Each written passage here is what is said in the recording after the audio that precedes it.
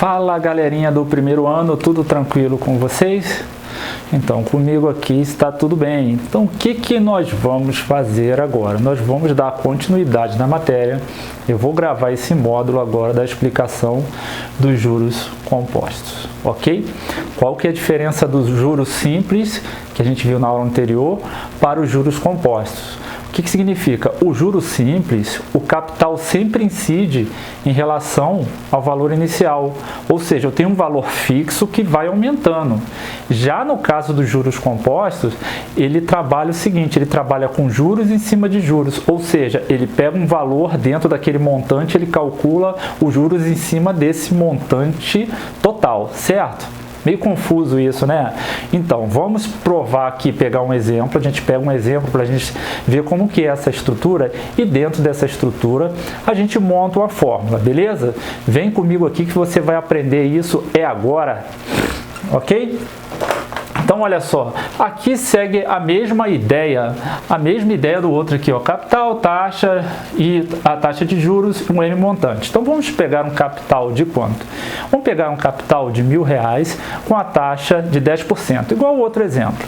Então, vou ter o meu montante 1, ele vai ser R$1.000 mais o que? 10% de R$1.000. 10%, nós já vimos que é 10 sobre 100, dá um fator de quanto?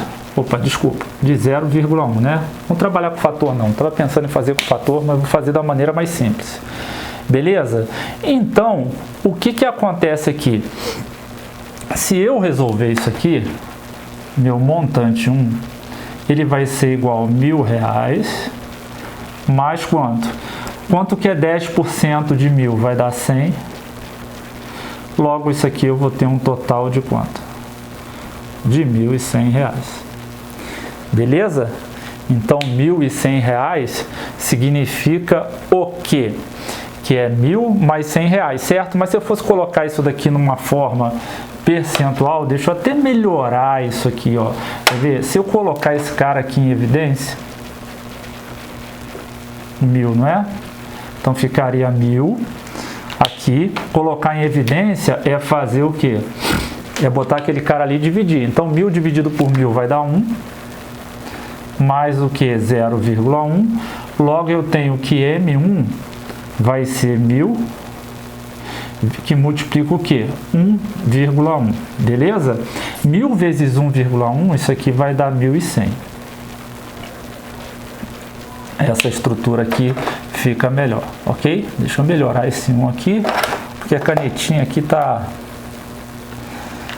ela tá vazando, a tinta tem que trocar essa ponta aqui, beleza?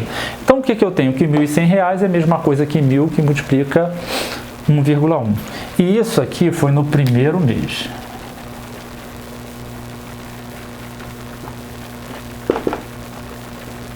Já no segundo mês, o que você vai ter lá no segundo mês? Você vai ter o montante 2. O teu montante 2, ele vai ser dado por esse valor, R$1.100, mais 10% em cima do R$1.100, certo? Mais o que? R$1.100 vezes o que? 10%, que é 0,1. Beleza? Lembra que no juros simples, você ia fazer o que? 10% em cima dos 1.000. Opa, essa canetinha tá vazando demais, gente. Ok? Então, 10%. Então, aqui da mesma forma, eu vou colocar em evidência. Então, vou ter que M2 vai ser igual ao que? 1.100, que multiplica o que? 1 mais 0,1. Logo, eu vou ter que o montante 2 vai ser 1.100 vezes 1,1. Beleza? Então, é aqui que eu quero que você veja que a gente vai ter o nosso padrão. Beleza? O The Jump of the Cat. O que é isso? O pulo do gato. Então, o pulo do gato está aqui, ó. Porque, olha só, R$1.100 não é a mesma coisa que 1.000 vezes 1,1. Então, eu vou trocar aqui, ó. Tá vendo? Eu vou trocar aqui, eu vou colocar o montante 2, vai ser igual a quanto? R$ 1.000 vezes 1,1, que multiplica o quê? 1,1. Então, logo o montante 2 eu posso escrever como 1.000, que multiplica o quê? 1,1 ao quadrado. Ah, então eu acho que eu entendi, tá vendo?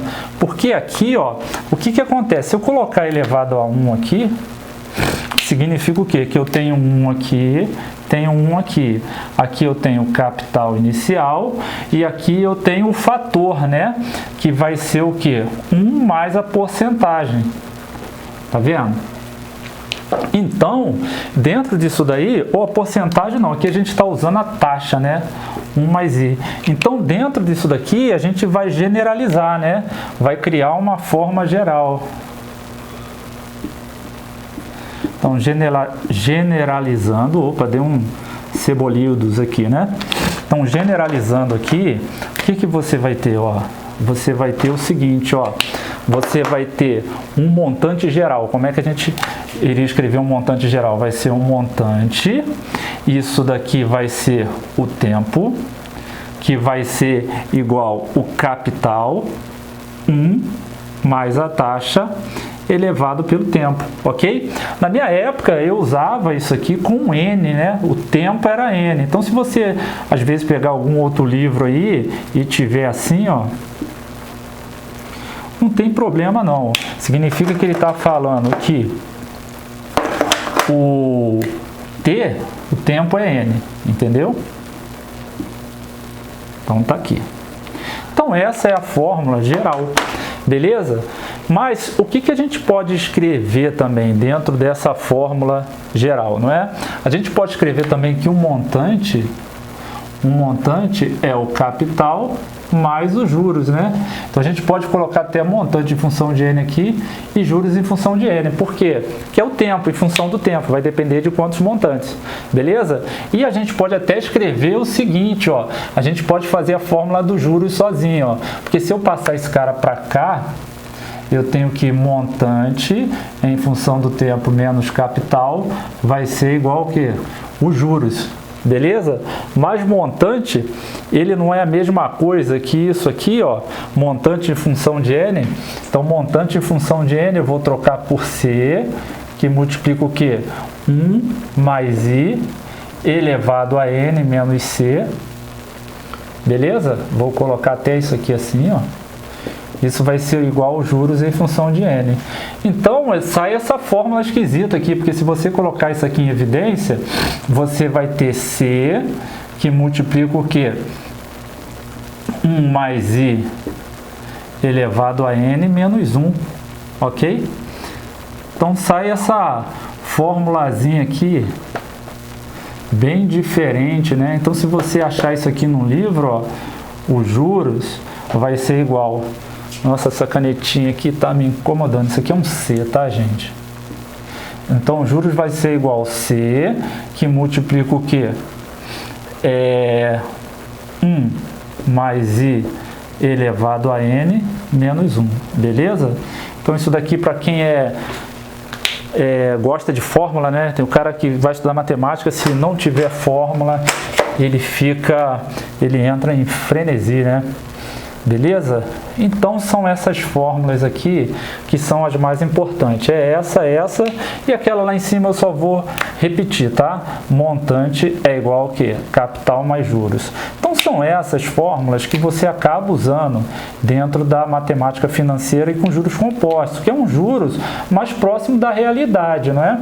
Por exemplo, banco trabalha com isso aqui. Se o cartão de crédito, se vai te emprestar dinheiro, ninguém vai te emprestar em juros simples, certo? Juros simples é o juro do conto de fada, é só para você aprender a trabalhar com eles. E outra coisa, tem uma matéria que você pode comparar, que é progressão aritmética e progressão geométrica, que eu só não falei disso agora porque isso é uma matéria lá do 4º bimestre. Mas o que acontece? O juros simples, ele trabalha como se fosse uma PA, e um juro composto ele trabalha como se fosse uma PG, ou seja, juros em cima de juros. E o que é importante você saber também? É importante você saber que no primeiro mês, tanto faz o juro simples ou o juro composto, é a mesma coisa. Então, se ele te der um exercício para você identificar se é juros simples ou se é juros compostos, você só consegue saber isso depois do segundo montante, beleza? Ficamos por aqui, espero que tenham gostado. Um forte abraço a todos, lavem as mãos, valeu!